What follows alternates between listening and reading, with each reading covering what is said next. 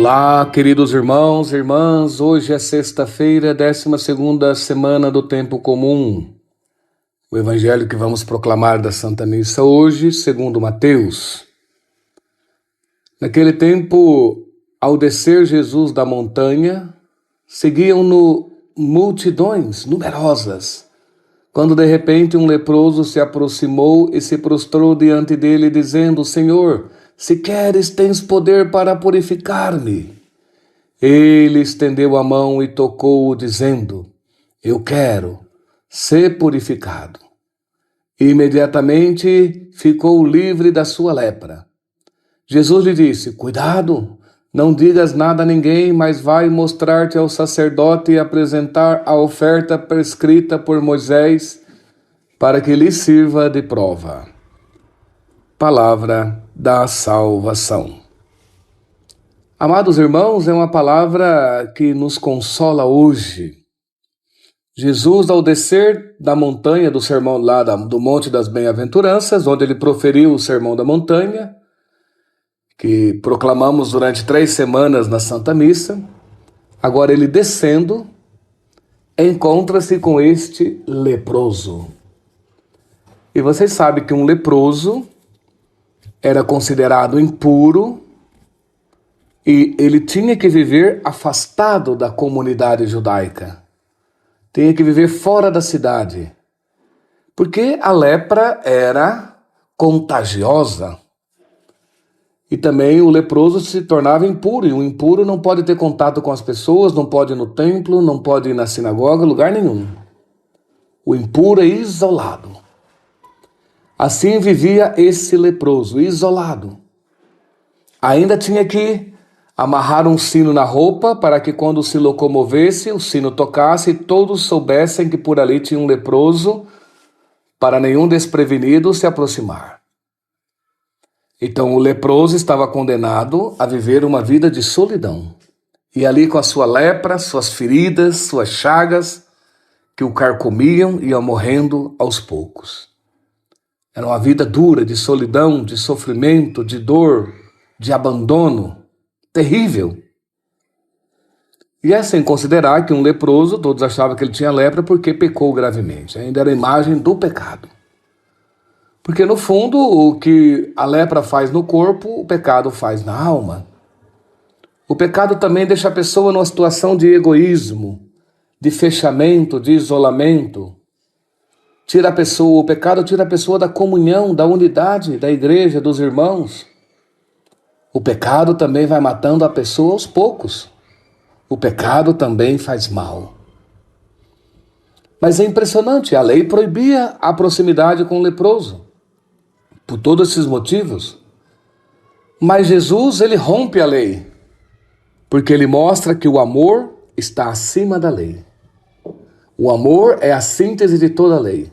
É o amor, é a plenitude da lei, é o amor. Então Jesus, vendo esse leproso que se prostra diante dele, não o repreende, mas se aproxima. E não só isso, estende a mão e lhe toca, coisa que era totalmente proibido. E ele faz isso com o risco de contrair impureza e contrair lepra. Mas Jesus ama, e ele veio para os doentes, para os leprosos. Então esse leproso, numa atitude de humildade impressionante, diz uma coisa importante ao Senhor. Senhor, se queres, tens poder para purificar-me. Jesus se impressiona com essa expressão do leproso. Se queres, tu tens. Ele não obriga, falou: Senhor, eu quero que você faça isso para mim. O leproso não impôs nada. Senhor, no fundo ele está dizendo: se queres, tu tens poder, seja feito conforme a tua vontade. Isso é a oração perfeita, a oração de Jesus. Pai, se for possível, afasta esse cálice. Mas Pai, não seja feito como eu quero. Pai, seja feito como tu queres. Pai, seja feita a tua vontade. A mesma oração de Maria, no anúncio do anjo.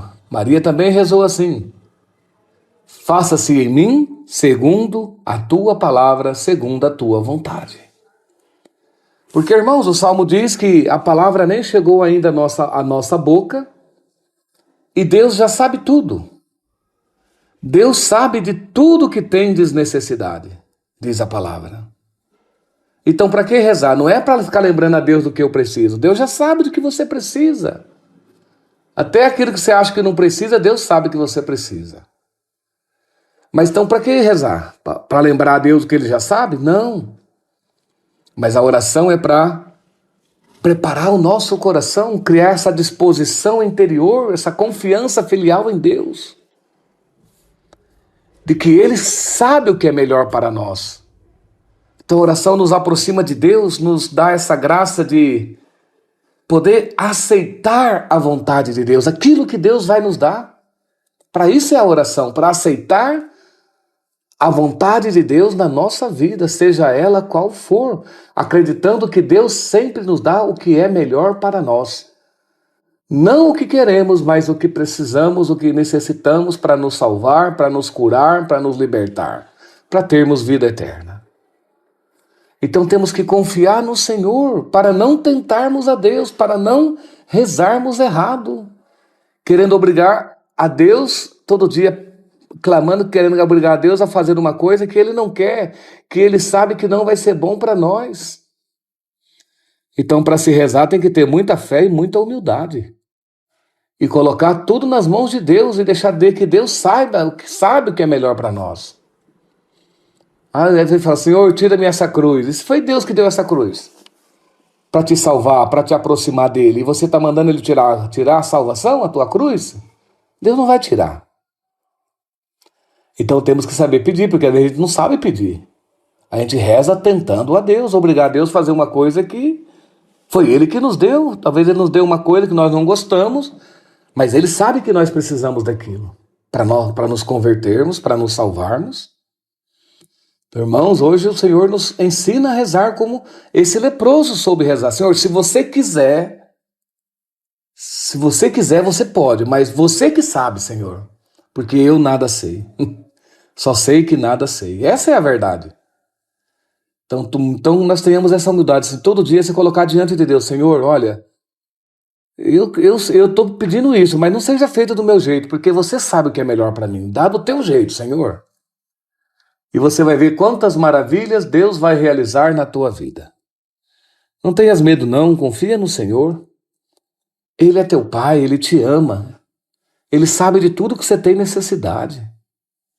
Ele vai te ajudar, confia nele, espera nele, tenhas fé.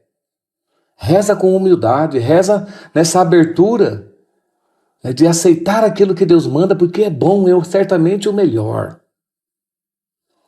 Coragem e ânimo a todos. E eu vos abençoo em nome do Pai, do Filho e do Espírito Santo.